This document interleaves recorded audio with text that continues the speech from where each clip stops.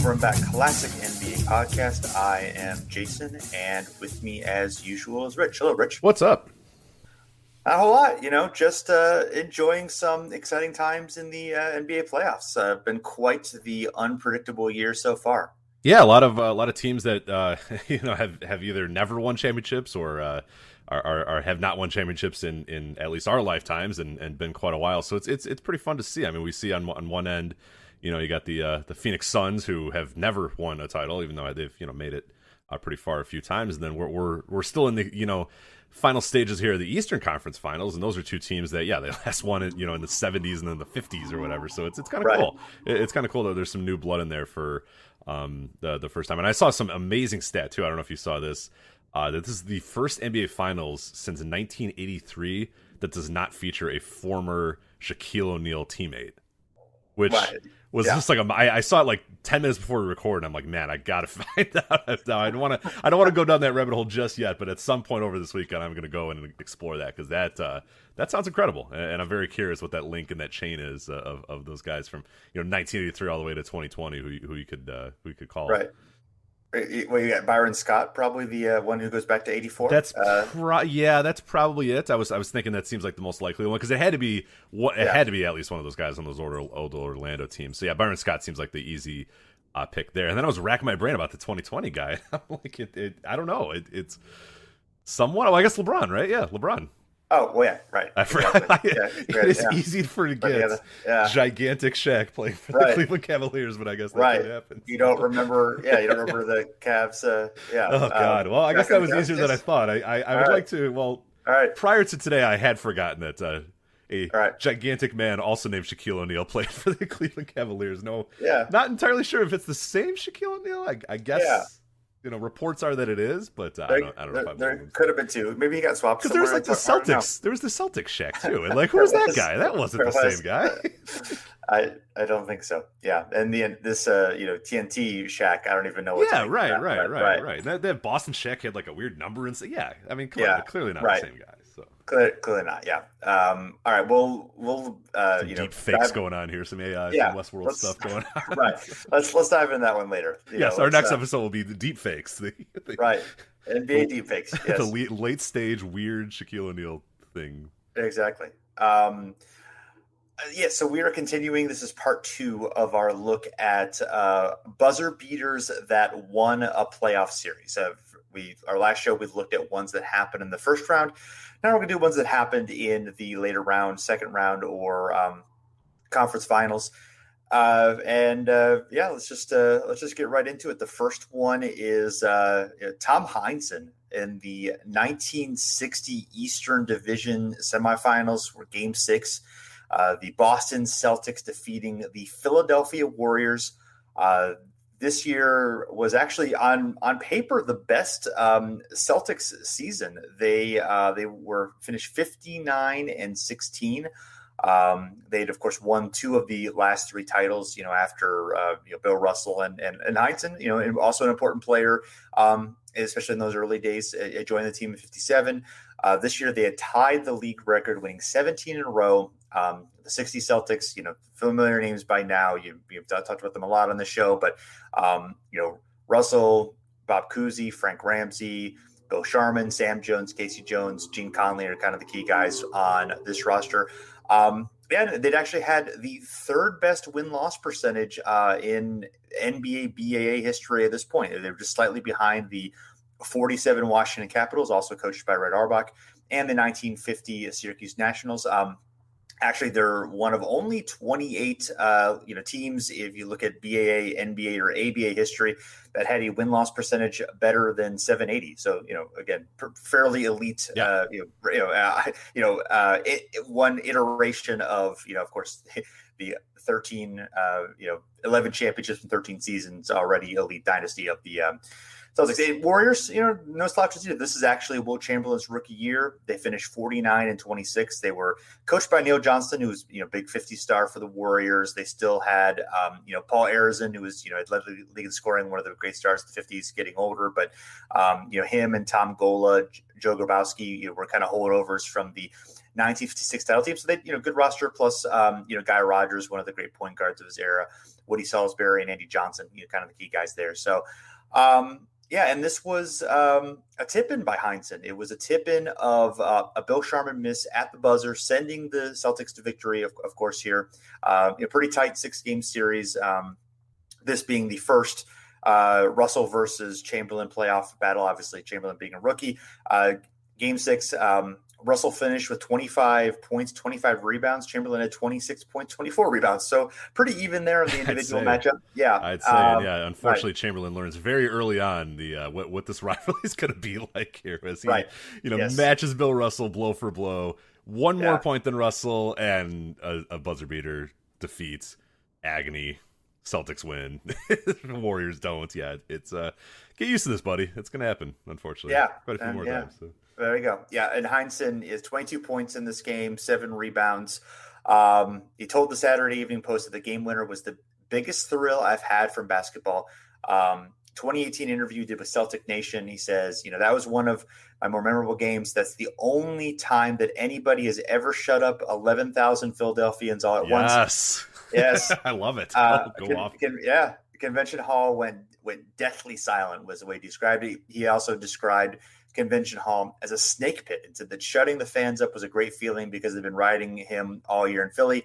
And in game 2, Wilt had actually injured his hand after Heinsohn had been we'll get into the story here, but basically he'd been antagonizing Wilt by getting in his way after the free throws, allowing Russell to beat him down the floor for easy baskets. Well, getting frustrated this, and there's a story that Heinsohn tells here. It's kind of a long story, kind of a long quote. Okay, so should I try the Tom Heinsohn voice, or should I do it in my own voice? Oh, man. If you can do it, go for it, but it's a tough voice. So if you can do it, I think you should try. I could do the gravelly part. I'm not sure I'm going to pull off the Boston accent, but I'm going to go with it anyway. So, okay, go for it. Yeah. All right. Wilt was a force to be reckoned with, and he took an immediate dislike to me during his rookie year in the league. He ripped off my jersey during one game in which we had a little altercation. We had a little play that he used to help us beat Philadelphia all the time because Wilt got a little lazy at times. They would shoot a free throw and make it, and Russell would run down the floor. Kuzi would inbound the ball real fast, and Russell would outrun Wilt easily. And Russell will get a layup. All right, that's gonna be tough. That's gonna be tough. I was looking at the paragraph. I'm like, man, all right. All right, I'm gonna finish it in my own voice. All right, so you're gonna have a rough rest of the day if you read the rest of this paragraph. Like, all right, I'm gonna settle that down. All right, so back to Jason now, right? This is you. Okay. Yes, this is me. Yes. Okay. So basically, I'm going to sum it up more rather than read it because it's a bit long. So anyway, So basically, what was happening was they were getting easy baskets off of this. They were doing it during the season. They get to the series and, Wilt is caught on. So Red tells Heinsohn's like, well, it's not really working anymore. So basically you just got to step in and block out the shooter once the ball goes through and then go pick off Chamberlain. So Russell get the step on him. And, eventually, Wilt is really eventually he's just like, you do that one more time, I'm going to knock you on your ass. And then Heinz like, well, I can't really back down from him, even though I don't want him to punch me. So he looked him in the eye and said, bring your lunch. So basically, eventually Heinz sets the pick, and sure enough, Wilt knocks him down. And then he goes after him, winds up and punches him, and then he accidentally punches Tom Gola in the hands. So I'm not sure exactly sure if he broke it or if he just injured his hand, but anyway, that happens in game 2, I guess, and then later on in the series, it happens again in Boston, and then basically Heinsohn tries to punch the ball out of Wilt's hand. Instead, he punches him on the broken hand, and then Tommy's like, whoa, he's going to kill me. And then he's like, if I play chicken with this guy right now, he's going to own me. So he gets to the foul line, keeps looking at me. They do a stare down. And then Tommy said, I kept looking at him right in the eye. I put my hands on my hips, and I just kept staring at him.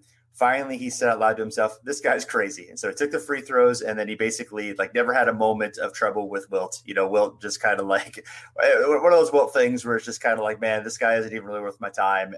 And, whether you think it's like one of those psychological things of the Celtics getting in Wilt's head and like not, him not being intense enough or whatever, or if it's just like one of those things of just like the burden of being a superstar. But yeah, I thought that was a good story. Yeah, that is cool. Yeah, I like the stare down. You're crazy. Forget you. Yeah. It's good. Yeah, forget about it. But yeah. There you go. Well, now we're going to go to next game here is, supposedly recent history, but believe it or not, 2019 was actually 20 years ago. Believe it or not, because 2020 actually was 7 years in one. This actually, it's hard to believe that May 12th, 2019 was not that long ago. But good Lord, does it feel like so long ago. And also just because the NBA and the things around it have changed so much in that time as well. Not only our lives, but also the league. It's Game 7 of the 2019 Eastern Conference Semifinals. Kawhi Leonard of the Toronto Raptors, his last second shot that bounces off the rim 4 times before eventually falling and giving the Raptors the 92-90 victory over the Philadelphia 76ers. Gets them to the Eastern Conference Finals. Just to kind of lay out what was going on at this time. Your key Sixers, Joel Embiid, Jimmy Butler, Ben Simmons, Tobias Harris, J.J. Redick, James Ennis, Mike Scott. Your 2019 Raptors, Kawhi Leonard, we'll talk about how he comes to the team here in a bit, Marc Gasol, Kawhi Leonard, or Kyle Lowry, Pascal Siakam, Danny Green, Serge Ibaka, Fred VanVleet, all those sort of guys. So, LeBron moves to Los Angeles, start this year off, and the East is open. And it appeared that, these 2 teams, along with Milwaukee, were probably the 3 teams most poised to take over that Eastern, conference crown, and that'd be true for one of the teams that I mentioned, but not the other 2. So because only one team could be the conference champion. Anyway, the Raptors, they make a huge trade in the offseason. They decide to trade franchise stalwart DeMar DeRozan to San Antonio for disgruntled, soon-to-be free agent Kawhi Leonard. It is a big deal because it's the Raptors breaking up the core of DeMar DeRozan and Kyle Lowry. That was a good core. They won, 50 odd games for, a bunch of 3 straight years. They win 50 games. They get to the conference finals. They get to the conference semifinals. They couldn't get over the hump, though, so the team decides to try something new. And this is a big deal. You have DeMar DeRozan, who's been with that franchise forever, drafted by the franchise, had been with them, through the thick and thin, and had a great relationship with everybody, including Kyle Lowry, all that sort of stuff. They trade him for a guy who basically, in no uncertain terms, is like, I'm probably not going to re-sign with this team, by the way. They go, well, we'll see. We'll figure out what's going to happen. And they win 1 fewer game than they did the year prior, but it doesn't matter because Kawhi brings a superstar presence to the team that wasn't quite there in years prior. Additionally, though, and I think this is just as much as getting Leonard, I think this was a huge part of it as well. Toronto starts assembling a core of really, really good young role players. And really what they do that no team at this time was really doing nearly as much is building and developing guys through their G League, the former D League, the G League, and building people up through there. And that's where, the coach Nick Nurse comes from the G League. He's coached a lot of these guys that have been sort of picked up off the scrap heap, brought to the G League, developed, and now they're ready for the NBA. And that's where a lot of their guys, come from. And it really kind of sets them apart from a lot of other teams in the league, is that they are very, very deep, very talented. And more than anything, I hate to use the term, but they were a team in so many ways. Because, this is in the peak years of Kawhi Leonard, kind of sitting back-to-backs out, sitting games out. The before we knew the term, well, I think we knew. Did we know the term load management at this point? I think we did.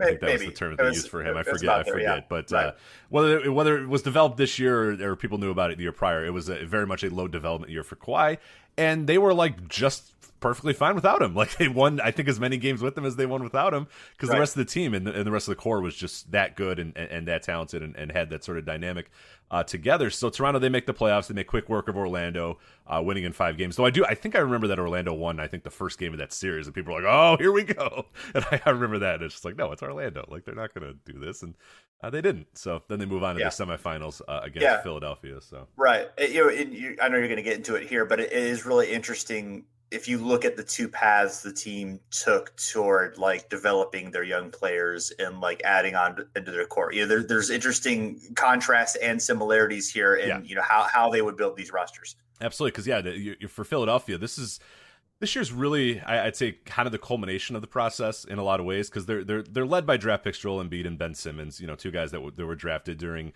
the peak process years, and the Sixers are ready to make that leap and officially kind of kick open their competitive window.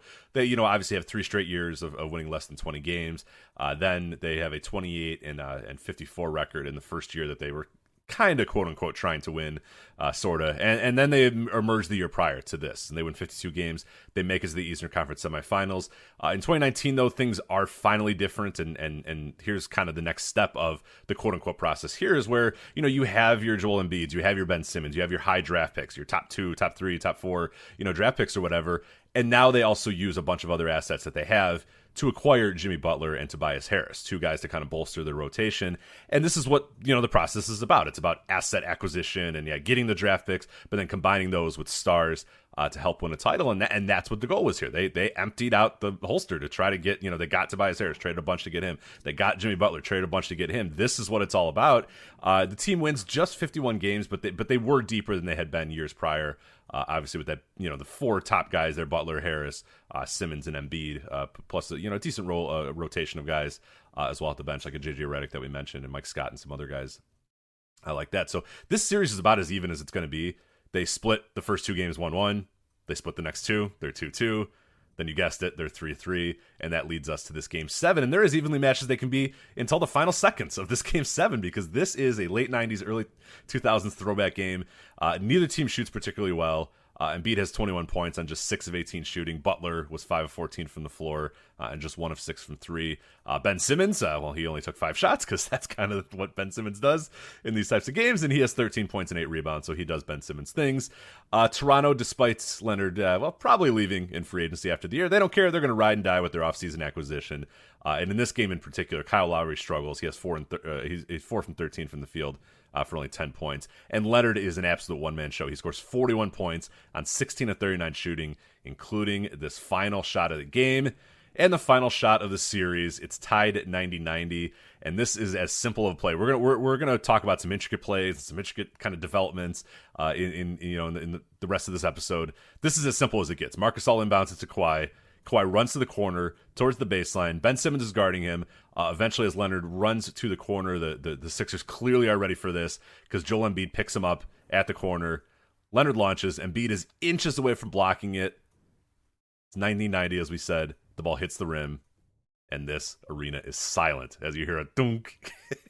And then it bounces again, and then again, one more, a 4th time, before finally falling in as the arena, the city of Toronto, Canada explodes in ecstasy. Toronto is moving on to the conference finals, and it's in our recent history here, but I think this will be one of the more iconic shots and moments in NBA history, just because of just everything going on with it, the crowd exploding at home, the 4 bounces, all that sort of stuff. I mean, this is one we were going to see for the rest of our lives, this highlight. And Kevin Harlan with a great call here who just says, game, series, and Toronto has won. So Toronto moves on. They would, of course, defeat Milwaukee in the conference finals and then upset the Golden State Warriors to get the first NBA championship in franchise history. And then, as we mentioned, Kawhi does leave in free agency in Philadelphia. They don't reach this high ever again. They have some other issues along the way as well. And we don't know what the future holds for Philadelphia. And Toronto's kind of bad now, but that's all right. They got the title. Yeah, they got a title. Yeah, they'll take that trade off any time for sure. I was looking at the rosters here, and normally this is a sign of a bad team, but I think with the the 2-way contracts, we're going to be seeing a lot more of this. But 26 players played for the Sixers. I know. I looked that up earlier. I was like, what the hell happened here? Well, I mean, the Raptors had 22. Yeah. Well, they have, of course, they have the big trade for Butler. And Butler came to the Sixers in kind of similar circumstances as Leonard did to the Raptors. I mean, Butler was, he's going to be a free agent. He was disgruntled in Minnesota, even though they played pretty well, but he was not happy there. They traded some of the key, process guys, Covington and Saric. That was, about 15 games into the season or so. So, it was an early season trade, but it wasn't quite at the beginning of the season. So, yeah, they had a lot of guys there. Like, they had 3 games of Greg Monroe, and then he played on their playoff roster. Like, they had some interesting. You don't remember the Greg Monroe Philadelphia 76ers era? This was the Markelle Fultz rookie year. That whole drama. They had Jake Milton. They had Boban. They had Wilson Chandler. They had all kinds of guys. They had guys. Yeah, they were certainly a team of guys. They had a lot of guys. Yeah. Yes. So, but yeah, there's again, that would normally be a team, in tumult, and they certainly did have a little bit of, there was some drama that year with the team, but obviously they played really well, and came extremely close to making it to the the Eastern Conference Finals. I mean, I remember watching that moment live, and just it was, my jaw dropped when that ball bounced in after after 4 times bouncing off the rim. If you want to watch the highlight, I think the thing that stands out to me is that when it first hits, there's nobody making any noise. You hear boom. Yeah. It's just like so loud. Yeah. Nobody makes a sound. There's not one person screaming or yelling or clapping or whatever. Everyone's just like, let's see. And then you just hear it go boom. It hits, and you're just like, what? Right. And then each subsequent bounce, like more and more people are like, huh? It's like, they're slowly inflating, and then by that 4th bounce, some of the people are like, wait a minute, this might go in, and then it's not until it actually goes in that this crowd explodes. But an awesome moment. There's awesome photos from this thing too. I mean, this is just like an all-time great NBA shot and NBA moment. But it's always funny because I always forget that it was just for the semis. Right. Like, I don't know, some part of me always thinks, because it was such a big deal, if you're like, oh, that's, and it's like, no, they just won like the semis, which is cool. But it was a great series, and a great moment and a great buzzer beater. Sure. Yeah, absolutely. I mean, it's the only game 7-1 on here. I mean, if you're considering like the stakes and, like what it meant, it might be, the most important one that we have on our list. If you're kind of thinking about it in terms of circumstances, in terms of how it like shaped, the rest of the playoff series, this might be the biggest, most dramatic one on this list. So. Next one would not be the most dramatic one, because it was one on the least on free throws. Yes. This is JoJo White's 1974 NBA Eastern Conference Semis. We're in Game 6.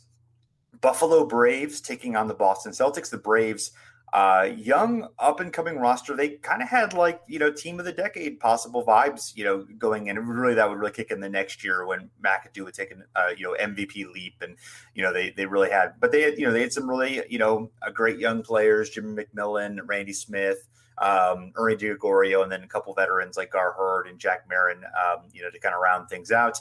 The Celtics, 56-26 that year. Havlicek, Dave Cowens, Paul Silas, Don Chaney, Don Nelson, Paul Westphal being kind of the key young player there.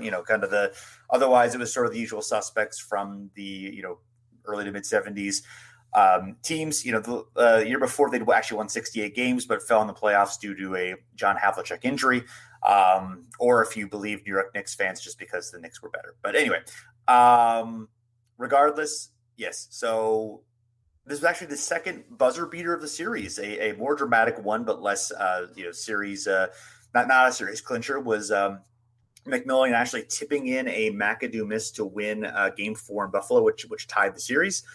And then, as we said, this one is less exciting. Ending a game with free throws with no time on the clock. It's kind of like kissing your sister. I don't know. I don't have a sister, so I don't either. I'm an only child, so I can't. Yeah, same here. Yes, right. So we can't. But I imagine it's probably like that. Yeah. Right. Yeah. Sure. Yeah. Anyway, or it just sucks. Yeah. I don't know. Yeah. I don't know. Kissing your sister would suck. I don't know. Probably. It's really not. It's really not the best metaphor. Actually, I'm not really sure why I used it, but I guess it's just a common one. Anyway, so let's move on. Yes. So. Boston really, and particularly Don Nelson, really choked the game away here. So they're up by 4 with 30 seconds left, and then Nelson, I think, got a rebound, but then Jack Marin stole the ball from him directly, gave it to McAdoo for an easy score. And then with 10 seconds left, McAdoo actually steals the inbound pass from Don Nelson with 10 seconds left. So it's a 2. Yeah, what are you doing, Don? Yeah, I don't know. Yeah, smoking too much of the ganja there, I guess. Right. Yeah. You got to have your head in the game, not what you're doing after the game. But yeah, so 7 seconds left. Celtics have the ball. Havlicek gets the inbounds. He takes a jumper. McAdoo blocks it. The ball goes to White, and then McAdoo ends up blocking his shot, but he draws a whistle with the contact, and there's 0 seconds left on the clock. So the call, I don't know, it was sucks. Definitely a little contact. Terrible. You watch the highlight, and it's like, you got to swallow the whistle in that moment, right? Unless he's knocked down, come on, what are we doing? Exactly. So it's funny because what we watched it was like a 4-minute clip of just the highlights of the series, and it's Johnny Most who's narrating it. So Johnny Most, of course, is the Celtics announcer, the biggest Celtics homer everywhere. So they show clips of Jack Ramsey exploding, but the reason that Johnny Most gives is saying there should have been 1 second on the clock. But I'm pretty sure he also was not happy about the clock. Yeah, I'm sure he's not like, God damn it, put a second back on that clock. Right, I'm sure he was also like, are you? Yeah, right. Yeah, are you kidding me with that? Yeah, so anti-Buffalo, they killed this franchise. God damn it, the NBA. Right, exactly. The refs too scared of Buffalo being the preeminent spot in the NBA and in the country, and they just couldn't handle it. Yeah, that's what happened in the Super Bowl all those years. Too. Yeah, right. Exactly. So, yeah, right. Yes. So this actually happens in Buffalo. So you cannot blame the notorious Boston Garden scorekeepers, for the clock shenanigans this time. That would happen on occasion. Stop. Of course, if that had actually happened, there probably would have been at least, if this had happened in a more recent season, it probably would have been at least a few, milliseconds left on the clock. Maybe, Buffalo would have been able to get a shot with, 0.5 left or whatever, but obviously that wasn't the case during this time. And of course, if this happened today, there would have been like 50 replays of the foul and every other 45 minutes. And we wouldn't really even care by the end. We'd just be like, all right, I got other things to do. Can we get on with this? Let's see what Steve Javie has to say. I don't really care. Yeah. We love, yeah. I do think my one old man yells at cloud complaint about the NBA is that I would just get rid of instant replay. I'm fine with some calls. Yeah, I'm with you. I'd rather have things be wrong occasionally than to sit there for 45 minutes and watch the back of two referees as they point, rub their chins, and then Steve Javie goes, "Oh, I think this is going to be a foul," and then they say, "But it's not a foul." He's never right ever. It's just like that. Just Jeff Van Gundy's complaining about something. It's terrible. Right? It's the worst. It's Well, Jeff Van Gundy's another one that I don't like Jackson either, but I honestly of the two, I dislike hearing Jeff Van Gundy words. Jeff Van Gundy might say smarter things, but he's more. I don't want either one there, but of the two, I honestly. Yes, Van Gundy is the more annoying to me. Give me Steve Snapper Jones, baby. That's what there you go. Yes. So, okay. And they don't show him the highlights either. But according to the recap of the game, White actually did miss the first free throw. But at this point, you have 3 chances to make 2. So he hit the next 2, which as per the rules of the time. So the selective video editing there to make JoJo White seem more clutch than he actually was because he missed the first one. So yes. That's all because they do say in this clip that we saw, it's on YouTube. I think it's pretty easy to find. Yeah, as well. They're like, JoJo White's got ice water in his veins, and he just sinks both shots. And, but he missed the first one. Not quite. Yeah, that's kind of important. Yeah, right. I guess it wasn't. I guess it didn't matter in the end. But it's just funny. They're like, JoJo White, always solid. He's going to make all these shots, and he does. Right. The end. Right. Yeah. Game over. It's like when we learned the '88 dunk contest when Jordan actually missed the first dunk, and they never show the video. Right. Yeah, it's exactly. So. Yeah. So anyway, the Braves fans and their owner not so happy about it. There's a New York Times recap of the game, and it says, Paul Snyder, he followed by many fans, ran straight for the officials' dressing room to protest the lost call. Police held the angry ground about 30 feet from the room, but Snyder got there. He opened the door and he loudly registered his anger with Mendy Rudolph and Daryl Garrettson. Finally, the referees were able to close the door. Snyder stormed off. And then unable to change the outcome of the series. Tom Heinsohn, the Celtics coach, says, "I think that was a hell of a gutsy call." So, Heinsohn thought it was a good idea. Yeah, good call. I thought it was great. Yeah, great call. Gutsy call. Very gutsy call. So, yes, White in the game finished with 18, 3 and 3. Havlicek had 30, 10 and 7 assists. McAdoo had 40 points and 15 rebounds in the loss. And though, it's not going to officially count on our list because it was not a game-winning buzzer beater. Of course, Gar Hurd played for the Braves here 2 years later with the Suns, but in a pretty famous buzzer beater on his own, maybe in a double overtime against this very same Boston team, of course, minus Paul Westphal in Game 5 of the NBA Finals. So some revenge for him, but not everybody else, unfortunately. Right, exactly. Yes, right.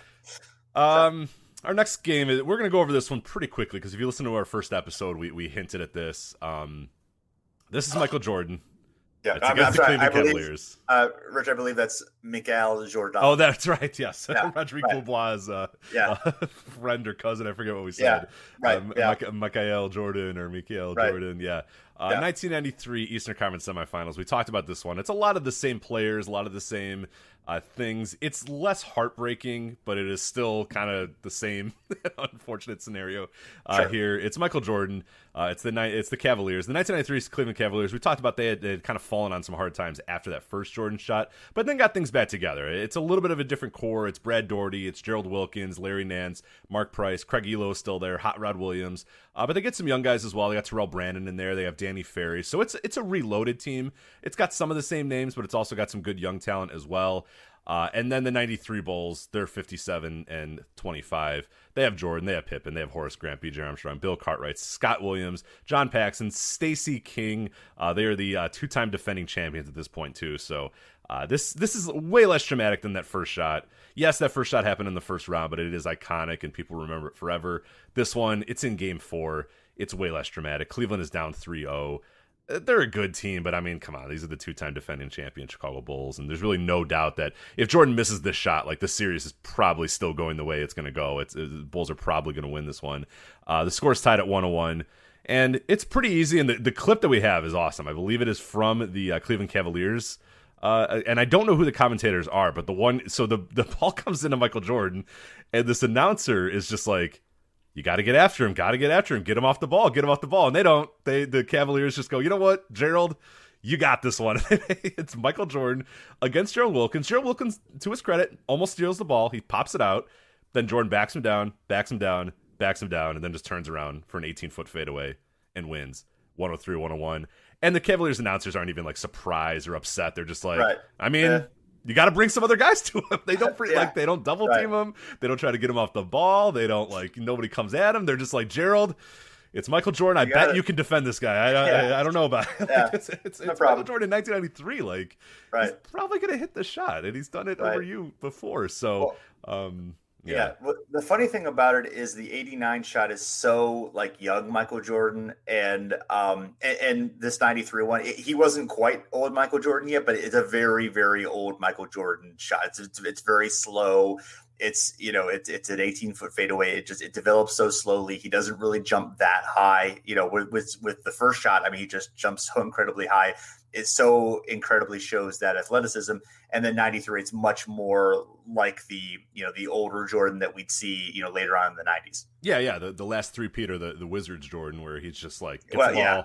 Not quite that. But slow and bad. But in that same vein, it's much more, even though it's only 4 years later, it looks like a much different Michael Jordan. Maybe not quite reflective of what he was at that time, but definitely reflective of what he would become a little bit later on. Yeah, he's not. Exactly. He doesn't get the shot because of athleticism. He gets the shot just because he's crafty and good on the block and good on the elbow and great at the turnaround jumper, and that would become the shot that he would. I mean, he'd win 3 more championships pretty much just doing this shot every single game, constantly, and yeah. So it's very strange. The commentary though, they're just like, yeah, well, that's what's gonna happen when you don't double team Michael Jordan. You leave Gerald Wilkins on him, and that's what happens. And what's part of the tragedy though, like you said, it's a little less dramatic, but it is still very tragic. Craig Hilo barely misses a jumper, just to put the Cavs ahead with 18 seconds left. He misses it.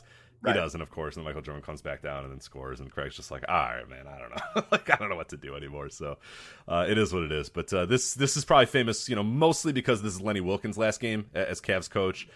They would transition to a new era after this, and they would lose to a Michael Jordan-less Chicago Bulls the next year in the first round, which had to just be even more tragic. Like, all right, we got rid of Wilkins. That was the problem. Wait, they don't have Jordan anymore? Oh, okay, we're good. Then it's like, nope, Scottie Pippen's still good too. We're still going to lose. So, then they would be bad for a while. They'd have terrible jerseys, and then they'd be bad for a little bit more, and then they'd get Sean Kemp, and they'd be bad for a little bit more, and then they'd get LeBron James. So,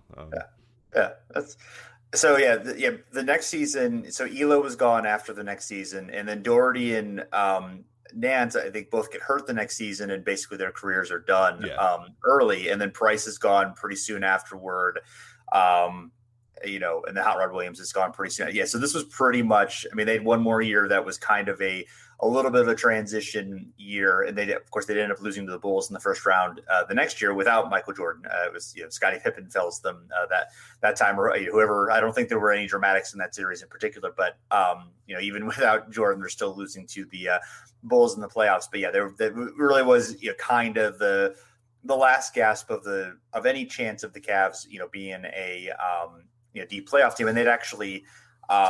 At the regular season, they were similar record and a slightly better SRS.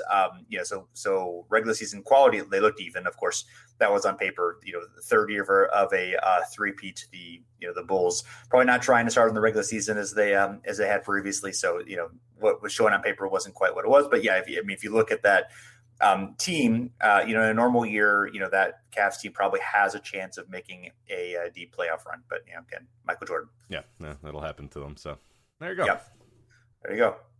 All right. So next we're moving on to the conference finals. We have two instances here in the conference finals. The first one, Ralph Sampson. Ralph Sampson, kind of had a reputation, at least in the pros, of not always stepping up in the big moments, and some of that would be how he played in the '86 finals. But man, he delivers here. This is May 21st, 1986. Game 5. It is the Rockets against the Lakers. Of course, the Lakers had been the champs in '85. They'd made the finals, I think 6 out of the last 7 years. The only year they didn't make it was in '81, where the Rockets actually made it to the finals that year, having upset the Lakers in the playoffs. Yes, the Lakers and Rockets are tied at 112. 1 second left. The ball is at half court. You've probably seen the footage. Sampson just gets the ball, hits a dramatic turnaround. Another one where the ball, it hits off the rim and just bounces right in. Really a dramatic moment. Rockets go crazy. Of course, this was the Rockets would win this series 4-1. But it was sort of like, even though, it was at a point in which the Rockets were clearly ahead, it felt like it was the Lakers. The Lakers still had a shadow of hope here, even, and it would have just put them down 3-2. Certainly, other teams have come back from a 3-1 lead, but even though it might have felt like, oh yeah, the outcome was inevitable, even if Sampson doesn't make this. I think the aura of the Lakers at the time made it feel like, are the Rockets really going to do this? Yeah, and we'll talk about it here in a bit because, the teams are on two completely different paths at this time. The Rockets are still kind of new and fresh, and they got 2 young players and a good core of guys. But, it's the freaking Lakers, and, nothing changed either. It's the same Lakers team that won the title the year prior, and it's got Magic, and it's got Kareem, and it's got Worthy, and it's got Scott, and it's got Rambis, and they're all still good, and they're all still, it's everything that team was. I mean, nothing really changed about the Lakers. So it's you could totally see that if this bounces out, the Lakers probably go, all right, cool, good. We're good. There'd be almost no doubt. And it almost seemed like even at the end, it was just kind of like the Lakers, they weren't devastated. They were just kind of like, oh man, what? How did that happen? Yeah, how did that happen? And it's so weird. The series is just they win game 1, which we'll talk about in a bit. And it feels like, all right, well, here we go. Lakers going to, do it again. And then what's weird though, is there's this year is a blip because what's going to happen the next 2 years is the Lakers going to win the finals because they're great. And they're the Lakers. So they win the year prior. They lose this game in this series, and they get beaten pretty good by the Rockets. The Rockets just come in here and beat them. And then I don't know if it was just a wake-up call to them, but they go in the next 2 years. But it's a great point by you that it feels like at no point the Rockets should win this series, and it felt like at any point the Lakers could win the series, and then they just didn't, and the Rockets just won 4-1 on this shot.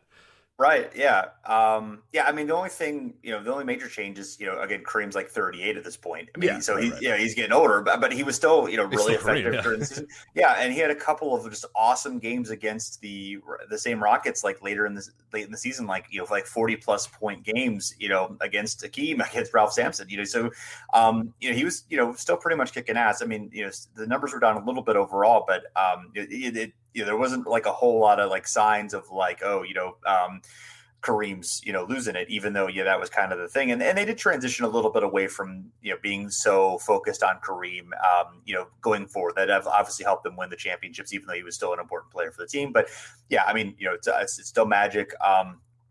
James Worthy and Byron Scott are both, really, great young players, particularly Worthy. You saw Kurt Rambis, you got Michael Cooper, you got Maurice Lucas, you got Mitch Kupchak, who's in his last career game. But he goes out with a bang for sure. 86 Rockets, you got Sampson, you got Hakeem Olajuwon, of course, Rodney McRae, Lewis Lloyd, and then two players left from the 81 finals team, Robert Reed and Alan Level. Mitchell Wiggins, who's Andrew's dad, and then Jim Peterson, who's now a TV analyst for the Timberwolves. So some fun names there. And as you said, two teams, entirely different paths. The Lakers, they'd won titles in 80, 82, and 85 the previous season, made the finals in 83 and 84 as well. So, and then during the season, they'd won 62 games in back-to-back seasons going into the series. So, there was really no sign of slippage there. But, Houston, after, kind of that Cinderella story in 81 where they were like 42-40, but they made the finals. They, ended up falling off a cliff. They lost Moses Malone. They won only 14 games in 83. Definitely not tanking, of course, because, no one tanked. No. Yeah. They just happened to be bad, go right? From 40 wins to 19 wins. Yeah. That's our 14 wins. But no, definitely. I mean, it worked out great because they got exactly who they needed and wanted, Ralph Sampson. With Ralph Sampson. Picks. Yeah. Who was Ralph Sampson was the coveted. There was no doubt who the number one pick was going to be that year. Right. I mean, it was kind of like Tim Duncan, 15 years later. I mean, it was definitely, he was just. Are you insinuating the San Antonio Spurs maybe tanked as well? Get out of here. How dare you? Right. Exactly. I mean, it was just like the one key guy that everyone knew was going to be able to turn around, the franchise. I mean, he'd been probably the most dominant college star since Kareem, so you definitely that guy that you wanted. And then next year, they were better. The Rockets, they went from 14 to 29 wins, but they still actually ended up being one of the worst teams in the league. At that point, they did a coin flip with Portland to get the number one choice, and it ended up being Houston again, and they got Hakeem Olajuwon. So, yes, they had their new Twin Towers. 85, they went back to the playoffs. They won 48 games, but they actually lost in the first round of the Jazz. And then in 86, they won 50 games for the first time in franchise history. Olajuwon averaged 23 points per game and 11.5 rebounds per game. Sampson, 19 points per game, 11 rebounds per game. So, I mean, it wasn't 100% a perfect fit, but they still played really well together. They had, some really good vets rounding out their roster. Craig Hilo was on the team too. Didn't play in this game, but he was definitely on the roster. And so he didn't always, get the short end of the stick of these buzzer beaters. Yeah. Right, see? So I mean, unfortunately, he sold his soul for this buzzer beater. Right, and then, correct. Unfortunately, it was destined for a lifetime of heartbreak after this. But he got his one. So maybe not the best choice. That monkey paw. He got one last wish on the monkey paw, and this is what he chose. Please let Ralph Sampson win. Get this winner. Yeah. I just love Ralph so much. Yeah, it's fun to win. Right. Yes. So. Yeah, the Rockets, beat the Sacramento Kings in the first round. I think it was their first year in Sacramento, actually, and then they beat the Nuggets 4-2 in the second round to face off against the Lakers there. The Lakers actually won Game 1 of the series. Kareem had 31 points. Everything kind of seemed like it was good for them, and then Game 2. The Lakers, Houston won Game 2 thanks to 40-12 from Kareem. That was in Game 3, 40-12 from Kareem in Game 3, and then Hakeem, 35 points in Game 4. So they win both games in Houston, and then suddenly like, oh shit, we're a little bit in trouble. But the Lakers actually got a huge lead in the first quarter, up by 12. Houston wouldn't go away. And, the Lakers, they played a good game. Their key guys all, delivered well, Worthy at 19, Kareem at 26 and 13. Magic didn't have a good shooting night, but he had 24 and 13. The Rockets at that point just, everyone kind of, got there. Hakeem at 30, even though, Hakeem, the key moment of this game is Mick Kupchak baits him into a fight. And, the two get into a punching match. There's a famous clip of the referee trying to get between them and basically diving on them and breaking them up. Kupchak manages to get Hakeem kicked out of the game, but the Rockets are still able to pull it off. Robert Reed is 15. Lloyd is 15, McRae has 11 points and 11 assists, and the final of his 11 assists is the one that that lives on in infamy. Basically, the Rockets inbound the ball all the way from the low block, which is kind of similar to the Derek McKee series winner that we talked about in the prior episode. It's a fluid motion. Sampson leaps up and then kind of volleyball sets the ball up, and it goes straight into the basket, and then it goes in. The Rockets are off to the finals, and it's the Lakers are and it's in LA, so the LA fans are just pretty much in shock of they're what looked like an invincible team falling off here. And again, it felt very much like an era defining thing, just because of oh wow, Sampson and Olajuwon are so young, they're going to dominate the league forever. Didn't quite work out that way for various reasons, although obviously Olajuwon would have his dominant era later on in the 90s. Yeah, it does feel like that. It does feel like, oh crap, like this team that just got 2 first overall picks, these 2 Twin Towers, they just upset the Lakers. Like this felt like this was going to be the start of this dynasty. And even though things are going to happen in the finals and they're going to lose to the Celtics, this felt like the beginning of the dynasty, and not necessarily just this kind of weird blip in the radar that would happen with Houston. And that's unfortunately what does happen is Ralph Sampson battles injuries. Hakeem is great but not good enough to kind of let this get this team to the top, and it's going to be another decade until this team actually truly reaches the potential, or the potential that people thought they were going to see here. But it's a very interesting thing. It's very similar to the buzzer beater we saw this year, the Valley Oop thing with DeAndre Ayton and Jay Crowder, where it's just you wonder what the Lakers were guarding, because McRae's just able to get the ball into Ralph Sampson on the block, and then it's like, well, why are you guarding anybody else? There's just no point in there's 1 second left. There's not much more that can happen besides a tip in. But they get caught. I don't know, and then Ralph just taps it in, and maybe they just thought there's no way he's going to get this in 1 second. He can't even do a real shot, so we'll just make sure that we're close to somebody. But it's a remarkable shot, a remarkable pass, and a really cool moment for the Houston Rockets. And like you said, this is one that kind of rules that it's at home, or at home for the Lakers and on the road for the Rockets, because it is that stunned silence that happens as we see the shot happen. Well, hey, I guess that transitions very well into the 1997 shot we're going to talk about here, which is also features the Houston Rockets and another stunned, silent arena, as John Stockton in the Western Conference Finals on May 29th, 1997, Game 6. John Stockton hits a 3 at the buzzer, lifting Utah over Houston 103-100 to win the series 4-2. And as far as the Jazz and the key players here, like it has been for the last decade plus, Malone and Stockton, head coach Jerry Sloan, they had some guys around them this year and really kind of helped them get to this level that we're going to talk about in a bit.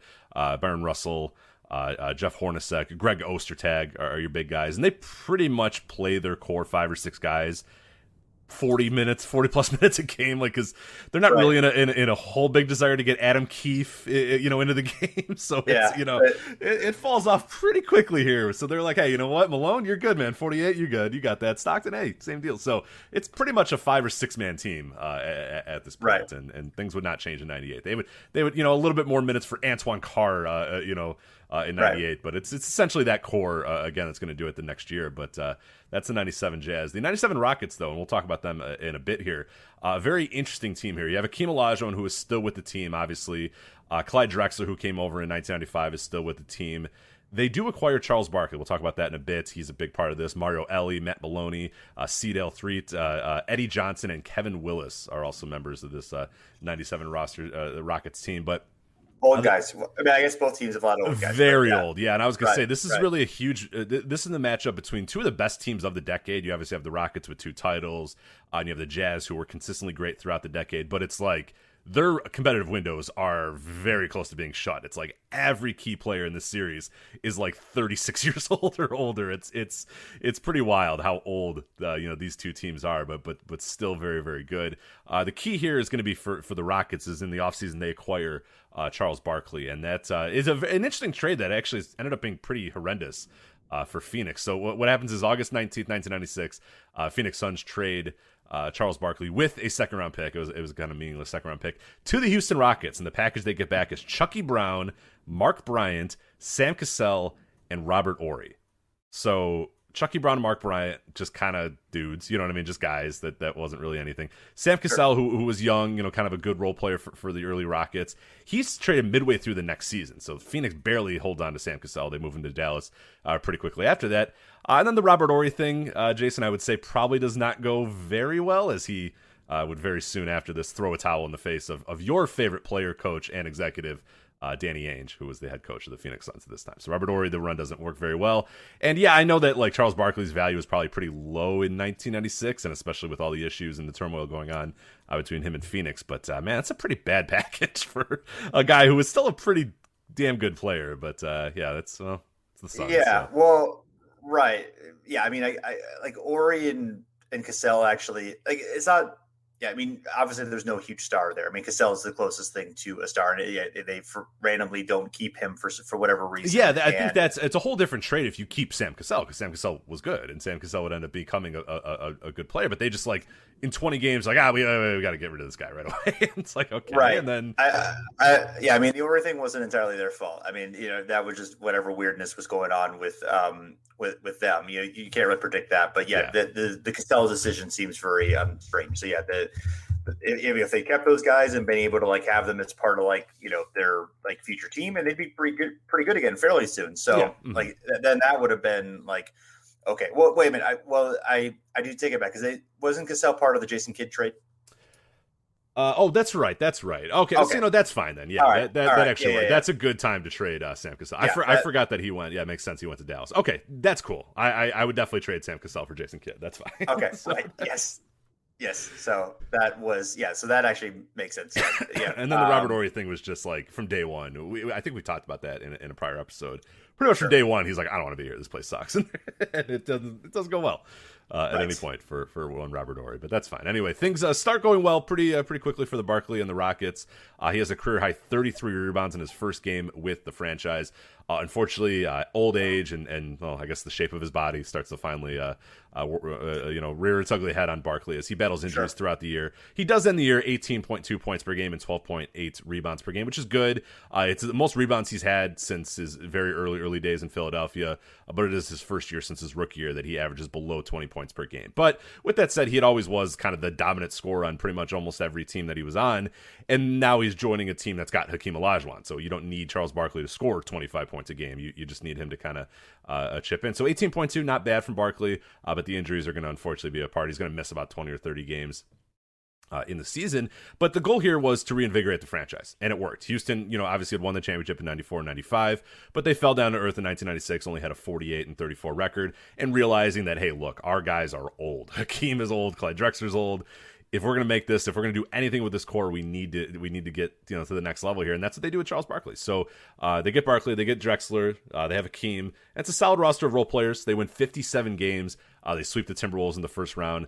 They battle in a 7-game series with the Supersonics in the semifinals, and then they're going to battle here with the Jazz in the conference finals. And now, speaking of the Jazz, they had been great for the last decade, and we did a show about them in our early days. We talked about the second best team of the 90s. Obviously everybody knows about the Bulls, but who's the second best team of the 90s? And we made a case for both the Jazz and the Sonics as two great teams that always were in the mix, but just could never really get it together in the playoffs, and just couldn't get to the NBA Finals. Because the Jazz, they win 54 games in 91, 55 in 92, 53 in 94, 60 in 95, and 55 in 96. And yet in that time, they made 3 conference finals, but no NBA Finals. But they finally got over the hump. And Jason, you know why they got over the hump?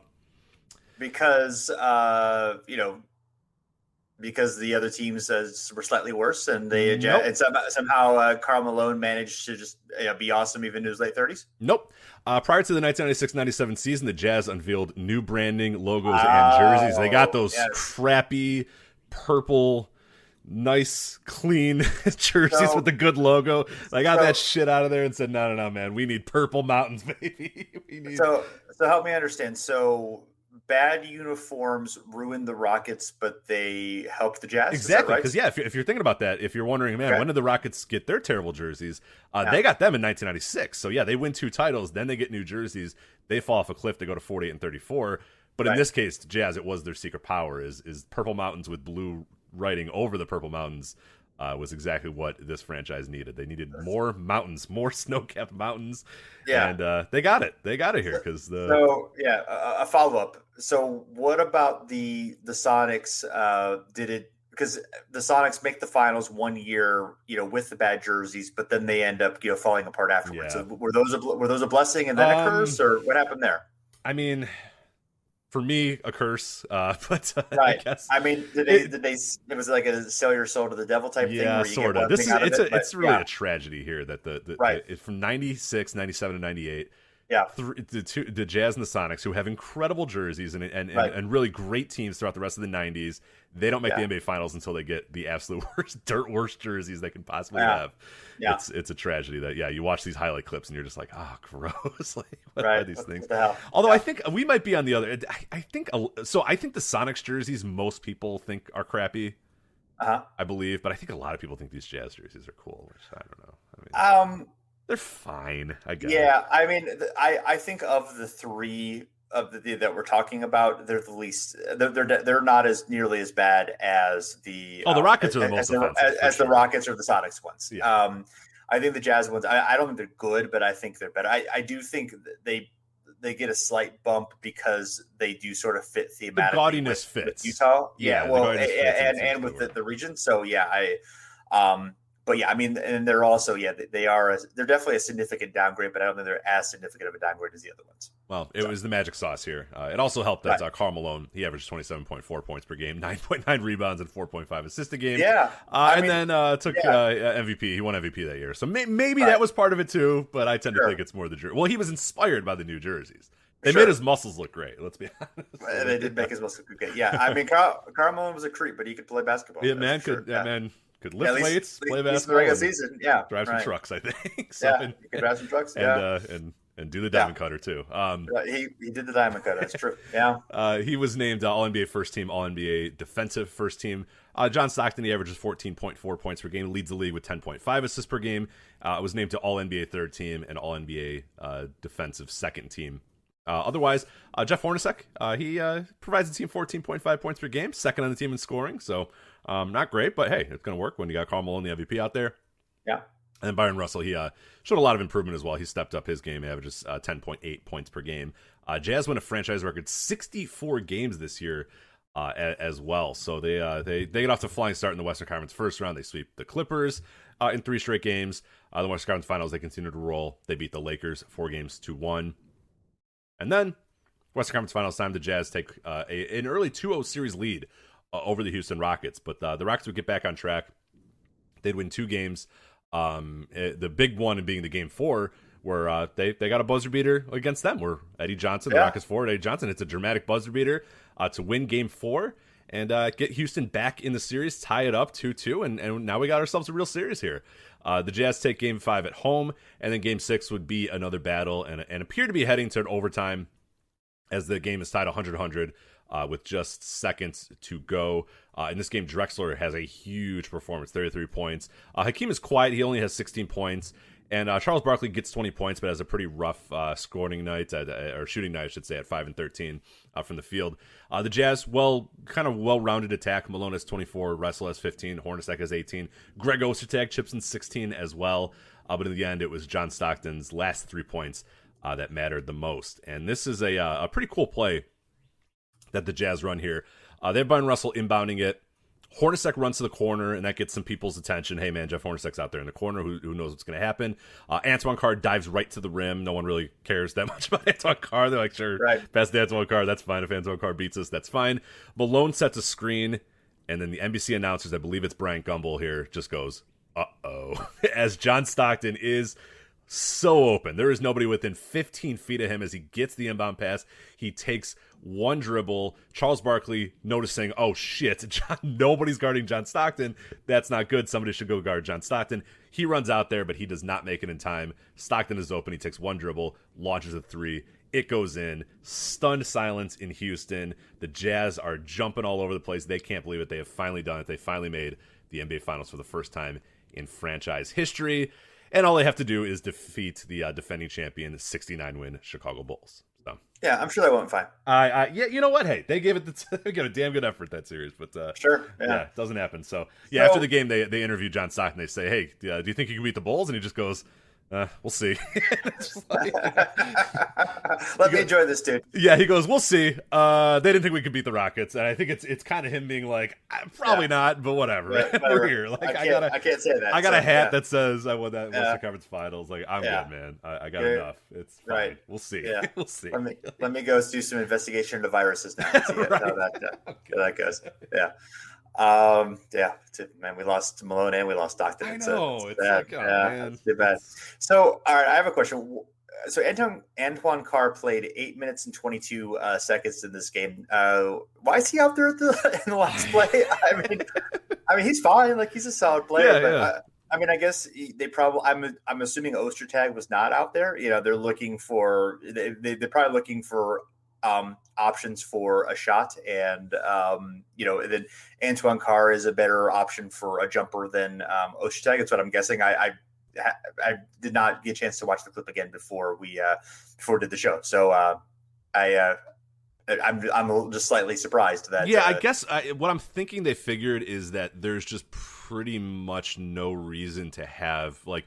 So you like the idea here is like, if this shot doesn't go in, it's like we're just going to it's just over, it's just done or whatever. So I guess you don't really necessarily need Ostertag in there because he would just kind of you're going to get the rebound from him. But maybe they thought that if all else broke down, we could get it to Antoine Carr, and he had a little bit more athleticism to just kind of grab it and put it in the rim or something. Yeah, I don't know. It's very strange because he does not play very much. But then you're wondering, look, well, why not just put like Shannon Anderson or they had Howard Isley at that? They had a lot of like good young players that could shoot from long range too. Like those guys might all be better options than an Antoine Carr. But man, they love themselves some Antoine Carr, so I can't. Yeah, I mean it's fine. I mean I love myself some Antoine Carr. I'm not denying the power of Antoine Carr. I'm just it does seem like you would have a guy who was in the rotation. But like I said, I mean their starters played all more than 37 minutes in this game, and then the next most minutes is Shannon Anderson with 11 minutes 55 seconds. So the bench, they weren't going to these guys too much. So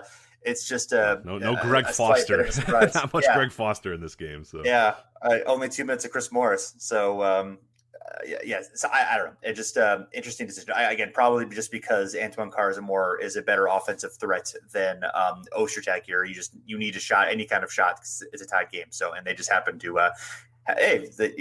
Obviously Antoine Carr's gravity drew so much attention that nobody noticed John Stockton, and John Stockton has an open shot. That's so I mean, it works. What can I say? Yeah, it's the call from NBC is incredible. As they just go, it's just like there's just all this court. There's like 70 feet of John Stockton and then the rim, and there's nobody anywhere near him, and it's just like I think it's Karl Malone sets the screen. I believe it's Mario Elie and Charles Barkley, and they just basically run into each other.